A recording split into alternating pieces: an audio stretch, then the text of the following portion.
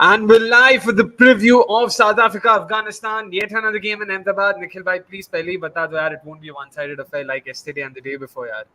Please, can we hope for a review at 10 or post 10?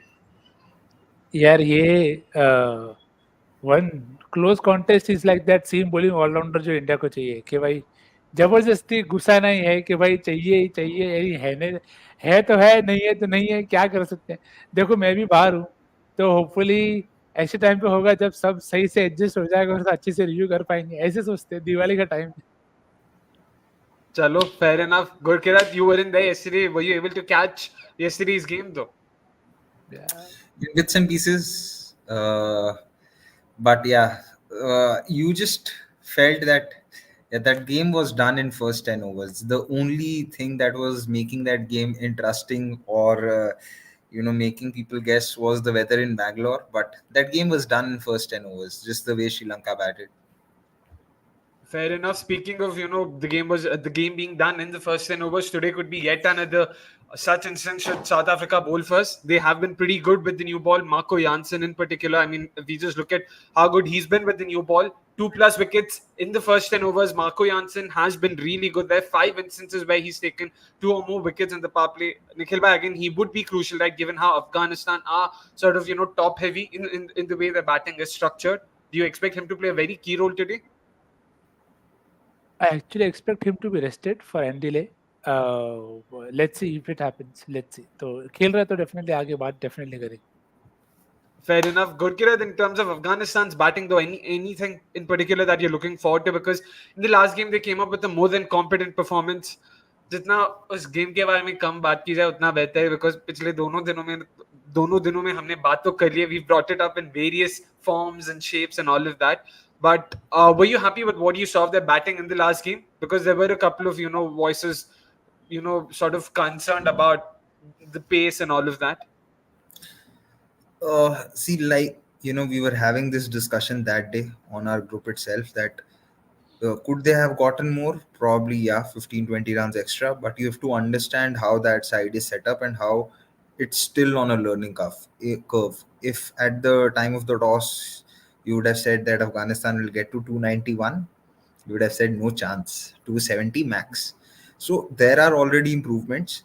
It will happen gradually. It will not happen all of a sudden because, if you remember Afghanistan in the 2019 World Cup, you just felt that this team lacks batters who struggle to rotate strike, right? Who struggle to preserve their wickets. They only know how to bat one way, either play a dot ball or find boundaries. So at least that is now changing. So it will change when there is more and more trust on the middle order and the lower middle order to deliver. It will change. But yeah, today when it comes to Nikhil has an update. Afghanistan batting first.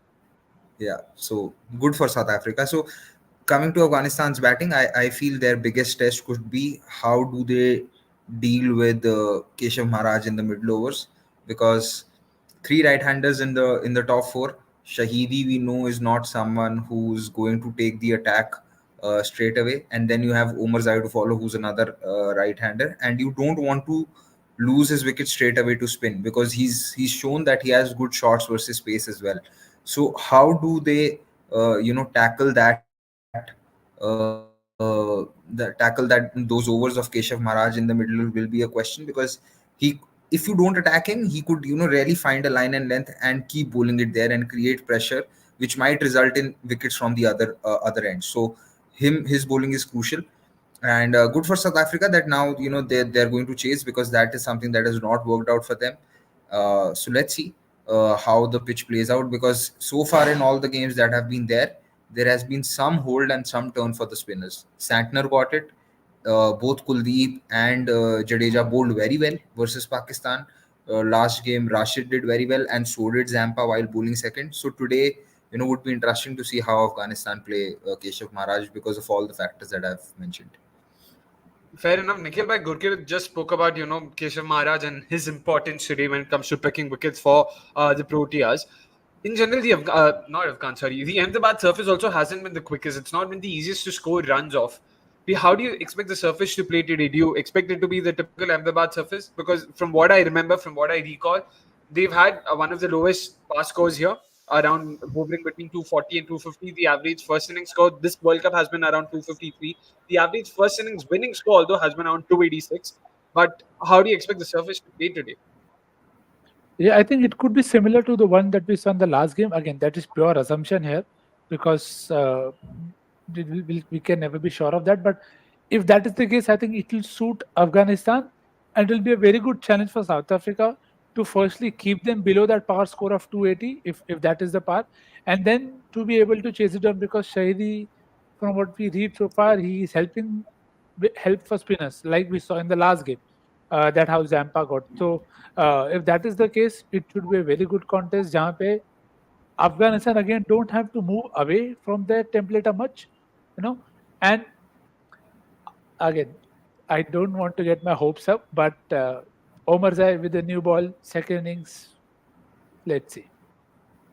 I mean, you mentioned about how Afghanistan shouldn't probably move away from their template so much to get positive results.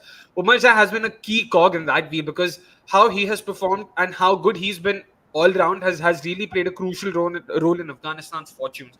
If we look at his performances with the bat and the ball, he's in fact one of only three players in this World Cup who scored more than 200 runs and who's taken more than 5 wickets, and that's no mean feat. And given how good he was with the new ball, even with the last game, it's only, I mean, it bodes well for Afghanistan going forward into the future, not just the World Cup. I mean, and Nikhil bhai, you've been a personal fan of Omarzai. Looking forward to seeing him do well with the new ball again today. Yeah, if he gets it, for sure. And again, it's not that you couldn't see it at any point of time. Whenever he's bowled in this World Cup, you felt that he's had. I mean, he's always had. I mean, if you've seen him before, even in BPL and other leagues, you've seen in PSL that he has that potential. He'll get better in terms of bowling at the end. I think he has a good Yorker, but it is just about getting more overs in, getting good confidence in. So he could really be a crucial player for Afghanistan even today. And let's see how they use him because with Afghanistan, most of their decisions are eventually about the usage. Fair I enough. just want to say one thing that going forward, Afghanistan will have to, find a way where they aren't just too reliant on Omarzai to provide the impetus in the middle overs and then carry on that impetus going into the last end because even though Shahidi and Rahmacha have done well, but if you look at their overall strike rates for this tournament itself, they're still slightly on the lower side. Shahidi has a strike rate of 74, uh, Ibrahim Zadran 78, and Rahmacha 78.82. They're better than what their career numbers are, but still it needs to go up so that Omarzai always isn't walking in a situation where he has to start taking his risk too early, or maybe have someone at number 6 because there's there's only so long till Nabi can play, right? He's been around forever, so that is something that they'll have to look out for in the future given their team structure because cannot be reliant on just one guy in the middle order to provide you that impetus. Interesting. Meanwhile, of course, we know what the update from the toss is, but it seems like both teams have read the surfaces differently, or rather, have read the surface differently. Because Hashmatullah Shahidi mentioned that he expects the ball to get more grip going on in the evening, while Bavuma sort of feels the other way. He feels I'll turn a bit in the afternoon, and underlights will come on better on the bat, which is why you can see there's a clear difference in how they've also structured their team. South Africa have rested Shamsi and Janssen, so they're going ahead with just the one proper spin option, which is Maharaj. Meanwhile, Afghanistan have stuck to the same 11. They have four spin options there. And yeah, like Nikhil Bhai mentioned, Janssen has been rested. Andile Phelukwayo gets a game, his first outing of this World Cup, if I'm not wrong. Gerald Kurtzi also comes in. Gurkirab, what do you make of that? Because South Africa have sort of gone pace heavy, while Afghanistan have gone spin heavy. Which way are you leaning? What do you make of what little you've seen of the surface so far? See, I think with Afghanistan, they have the advantage that both Noor and Rashid have played enough, albeit a different format at this venue. So you would expect them to, get that pitch reading right. As far as South Africa is concerned, Janssen resting makes sense because, he's very, very handy runs.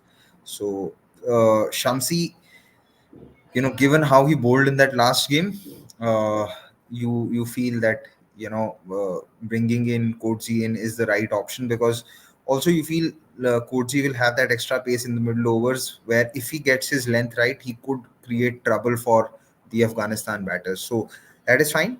Phelukwayo coming in. Uh, I don't know if he has a good game. Does it influence their selections in the semifinals? I don't think so. Maybe it's just because they feel there is no one else who can take that number seven spot, get bat, and see. Maybe that's why they are bringing in him, which is fine because at this point of time, it's important to preserve your players who don't get injured. And Janssen has been very very important for South Africa in this World Cup.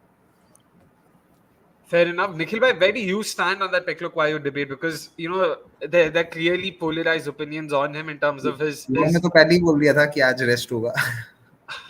नहीं खेलेंगे तो सही, but in general, when it comes to his sort of value add in the format, because he hasn't really been the greatest of players, but he is an all-round option who can sort of add value with both the bat and the ball, but his performances or his numbers have never really reflected that. Like, do you think he's someone who deserves a longer rope than what he's already gotten, or do you feel that, yeah, probably South Africa should move past him now? See, the one thing that I always say with all-rounders is we have to really expect of them in a very practical manner. Sometimes we feel they should just get a lot of runs, but it is not always possible. Or they should get a lot of wickets. But the role in the side is something that defines how they will go and how they are likely to take wickets. So conditions dependent call lena chahiye with all-rounders, be it anyone, be it a Cam Green, a Marcus Stoinis, and Andile Phelukwayo, and you have to see what the system requires. Like, take an example of Omarzai. Now you know what you get from your top four. तो ओमरजाई से आप 5 wicket expect नहीं कर रहे, but Omarzai का speciality है नया ball से, तो you will use him in a way that he is able to contribute there. So I think sometimes with the all-rounders, if you put them in places where they are not suited, they will come out looking out of their depth. Okay, this is not the place that you are going to use them, which you often see in IPL as well. That I'm not going to take names. Pajika, I'll take care of that.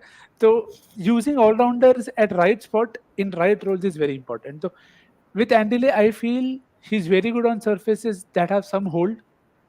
From my personal experience, that he gets his cutters right and does use a short ball well. Again, pace ka baat nahi hai. It's about using conditions rightly. And with the bat, he's played some very good, knocks. Sometimes in second fiddle with David Miller, also we've seen that happen in terms of his partnership with Miller. So you have to use such all-rounders condition based. Abhi tak he's not someone who you'll say ke her game mein he'll be a starting 11. But if there are conditions where you want that option, he's a decent option to have, and you can work on it in terms of, because you see Gerald is also batting well. तो you can develop his batting as well and find way के जैसा अभी का जैसा setup है जहाँ पे Jansen is at 7. So to be honest, Maharaj at 8 is not bad. I mean, he's more than decent enough bat at 8. And if you have Kodzi batting at 9, that is decent batting with Rabada at 10. So on paper, it isn't like मैं India नहीं बोलना चाहता अभी, other side जहाँ पे number 8 पे batting खत्म हो जाती. So I think with Andile you get that. You get, as we often use for players, that bits there. But if the conditions are right, those bits and pieces may be enough on that day. Fair enough. A lot of chat about a lot of names, a lot of chat about how the surface could play and all of that. Now it's time to quickly move on to our first segment, which of course is key battles.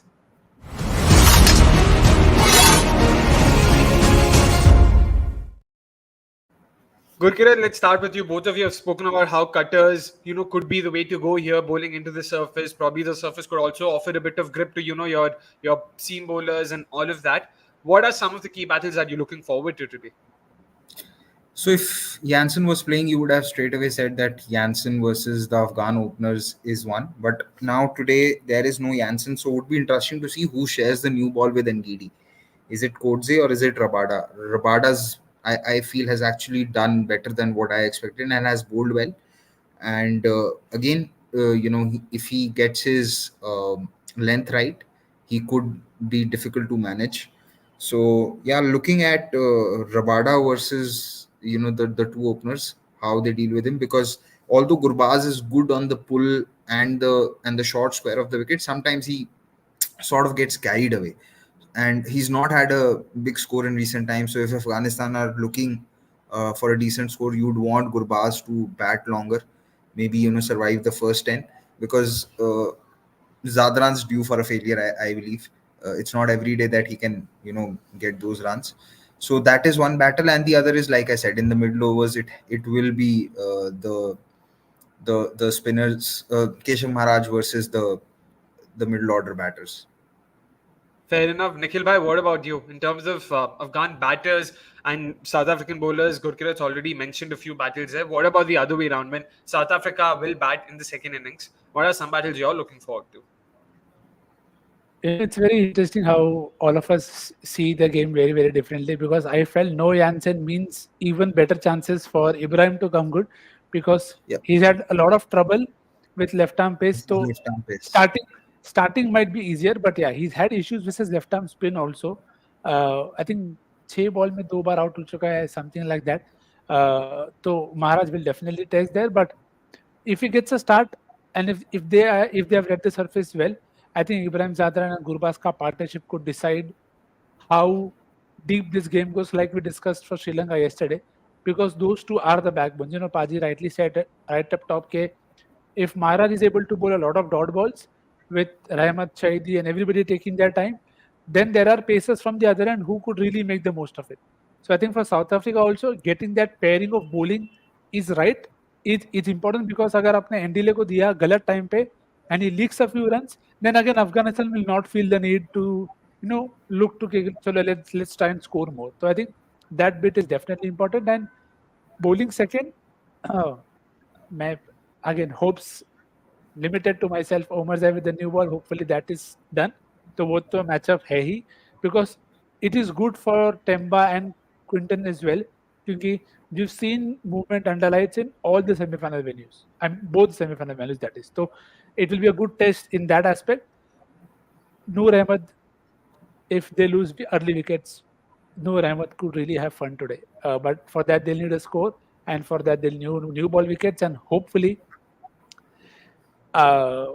Plans के बारे में बात नहीं करेंगे, छोड़, बाद में बात करेंगे. से एक चीज पूछनी थी, on that plans front, there is no Fazal Haq today, so I think that helps Bavuma, who's had some troubles versus left arm pace as well. But could we see Nabi bowling in the power play to try and get rid of Quinton? They could. I don't think they will not try it, but you already have Mujeeb, and you see something that I don't like with Afghanistan at times is the rigidity that they show. कि नहीं भाई 5-5 और तो इन दोनों को ही देने वाले, कुछ भी हो जाए, कुछ भी हो रहा है, कोई भी प्लेनेट पे खेल रहे हो, हम ये 2 ही 5-5 डालेंगे. तो today might not be the best day. Today might not be the worst day to change that. The usage has been tricky in the past. Again, we've discussed this at length. कि even Nabi in the last game was bowled only when 100 runs were required. But you could have easily got him in far more early. And again, he's someone who you can't say that he can only bowl to left-handers, because he's very smart in terms of varying his pace and getting his lines and trajectories right. So if Mujib doesn't fire in the first 2 overs, maybe he can be off the field, so that catching का भी मेरे को load नहीं चाहिए. And then you can bowl Nabi, because you can bowl Nabi to Quinton, क्योंकि फिर एक reverse sweep आएगा ही. तो hopefully catching position short third man पे मुझे नहीं होना चाहिए. On that bit, I just want to mention that by the time I felt that Nabi came to bowl in that last game, Nabi was also just looking to contain runs and not to get Maxwell out, which I felt made Maxwell's job easier, because he was just also bowling at that quicker pace. But ठीक है, अभी पिछले match का और बात नहीं करेंगे.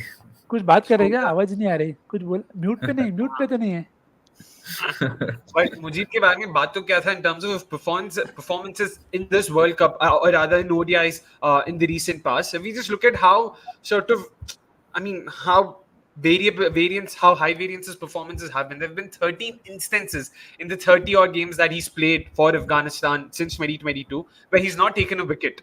But there are also 4 instances where he's taken 3+ wickets. How would you rate Mujeeb's performance? Let's start with Nikhil Bhaiya. Because again, a lot was expected off of him, given that he was going to be their sort of go-to bowler in the power play, even more so than whoever their pace options were. They've rotated between Fazal Haq, between Naveen, between Azmat as well. But Mujeeb has been the constant new ball bowler for them. But do you think he sort of returned whatever faith that was put in him before the World Cup? See, I think it's one trend that we've noticed with many sides that their finger spinners who have bowled in the power play haven't done well. You can look at that range, since it's not a small sample size. 13 instances are too many, and one wicket, 11 bar, 2 wickets, 15 bar. So a lot of ODIs have gone where he hasn't had an impact like that. But I think we've seen that with a lot of sides now. Okay, your other partner also, it also depends on our other partner. Now Mujib is the kind of guy who needs somebody from the other end to really keep that runs down and create that pressure to force that mistake of his bowling. So we've seen that with Thikshan as well, कि अगर दूसरे end से pressure नहीं आ रहा है, be it Naveen or Fazal or somebody else, then they find it difficult. And also something that we've discussed in the past about the pace at which Mujib bowls. I think sometimes Mujib is very quick in terms of compared to others, तो वो help नहीं मिलती, and the variations are there, but then you're trying too hard at almost all times. So that's also not helped Mujib in the recent times. But I think it could be a really good thing to dive deep into in terms of where he's bowled, what pace he's bowled, because those numbers aren't what you'd expect from a premier strike bowler. Fair enough. Gurkit, what about you? Because again, something Anirudh also mentioned yesterday when he was talking about the Australia-Afghanistan game, about how Mujib bowled and how he's sort of been quicker than required at most surfaces. Do you sort of would you give him the benefit of doubt by saying that's his natural speed at which he bowls, in excess of 90s, or do you think there is some, sort of room to improve in terms of slowing himself down and getting those variations more grip? See, it's he's played enough in India. Now you feel that for him to understand how to vary his speed, because and also he's not a newbie anymore. I have felt that even Tikshana has been guilty of this, because if you're coming to bowl in the power play and if you're going to bowl quicker, uh, with the new ball it's very difficult for you to then get any grip whatsoever if there is on the surface. So yeah, that could be the case. But sometimes you've just felt that he's also lacked the plan to attack the stumps, because when he's been attacking the stumps, you look at the dismissals that he got root out when he was attacking the stumps. I think he got Conway out when he was attacking the stumps. So sometimes it's just been also a case of poor line. Because if you're bowling in the power play and if you're not attacking the stumps, you anyway don't have a lot of protection outside the circle. So it is easier for batters to then maneuver you. And with that pace, no grip on offer. So it's also not the case of forcing the issue. The advantage then again you can say is that with the pace that they bowl is that the batters are not coming down the pitch, or leaving their crease to come and hit them, but they don't need to. And sometimes I think you need to do that, because at least it can create a chance, because if the batter comes out of the crease and misses, then there's a stumping opportunity. So I've felt that with Tikshana as well, that bowling in the power play with the hard new ball bowling quick is really not going to help. We've seen that even with pacers who are bowling with the softer ball in the middle overs. So yeah, varying the pace has been a feature which has led to the success, or the relative failure of a lot of finger spinners. Fair enough. Let's just take a few questions before we move on to the next segment. And before that, guys, please make sure you're hitting the like button. It'll help us, sort of get more viewers in. And also make sure you've hit the subscribe button if you haven't already. Let's just take a few comments. Pranav, meanwhile, asked us a very interesting question. He asked us, is there a weakness versus short ball for Gurbaz? He's gotten out to that versus India and Australia on good surfaces. Or is it something like what happens with Rohit and, Iyer, what he wants us to believe? Gurkirat, you can probably start with this. Short ball troubles, Gurbaz, any merit to that argument? Could you just bring that question back again? Sure. There you go. He asks us, is there a weakness versus short ball for Gurbaz? He got out to that versus India and Australia on good surfaces. Or do you think it's something similar to what happens, with Rohit and even Iyer, based on what he said in that press conference? I think it's the problem of the line. Sometimes he's not picked the right lines to pull. In that Australia game, you felt that it was just a half-hearted shot. I don't particularly believe that it's a case of him getting rushed for pace or not getting into positions. I just believe sometimes he's picking the wrong line, and then in dismissals like the previous one, just was in two minds, because the added pressure or responsibility that one of them has to bat through to keep that scoring rate going. Uh, to say it is similar to Rohit might not be the correct thing to say, because Rohit is very good versus all kinds of lengths and lines. Rohit has this unique ability, which I have seen even with Surya, that when the short ball or the hard length is directed into the body, they are able to get inside the line and still get enough connection. So they are very good in that regard. There are dismissals that will happen to each and every batter, even on their strengths, because you just feel you want to take it on. So I don't think it's a major weakness for Gurbaz. It's just the line that he's choosing to pull or hook is not the right one. All right, Nikhil bhai, what about you in terms of Gurbaz's short ball troubles? Are there any troubles to be made to talk about, or do you think there's still time? No, there is a pattern with the entire Afghanistan side. I think they have trouble. And again, you'd expect that when you don't play very high pace very often, it will trouble you. And again, bigger ground space, it might be a even more concern. But you see, he's gotten out to Hardik as well. I think he got out to Hardik in that game that India played in Delhi. So I think, as Padi said, it's about the line, and sometimes I feel it's about how hard he wants to go. So Jessa in the last game also, I think Padi was the one who pointed out on it. It's a half-hearted pull. Okay, you're not really going after it. You're just looking, okay, bhai, I'll time it over the fence. But sometimes you have to really go hard and just clear the ropes, then look into time. So I think that will only come the more he plays, the better he gets. So trouble hai, but again, every batter, if he gets a good short ball, will be trouble.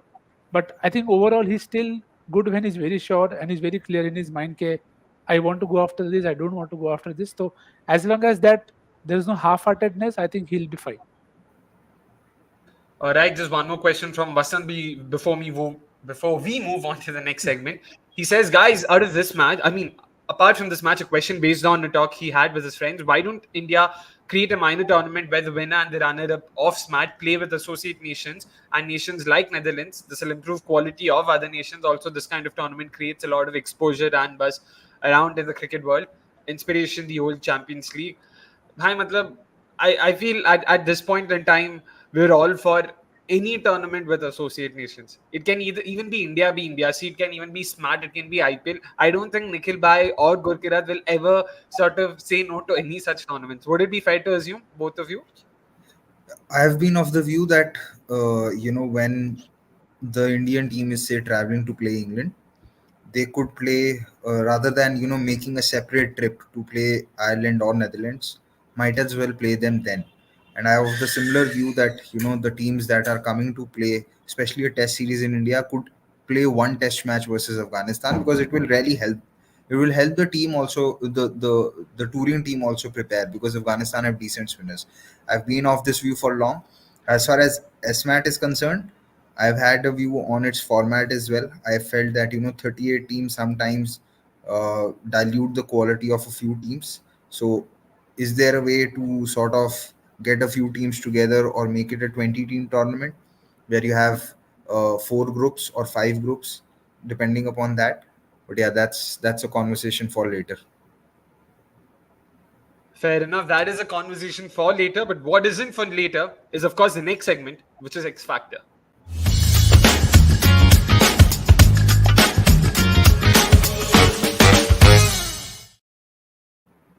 Well, it's South Africa. It's, of course, Afghanistan. It's Ahmedabad, Gurkirat. What are your X Factor players for today's game? I think for Afghanistan, both of our X factors going to be the same. Nikhil mentioned Noor. I was also going to go for Noor, because you know relative experience of playing at this ground. Rashid, I don't think you can really call him an X factor anymore. So there's that. And Noor's been bowling well.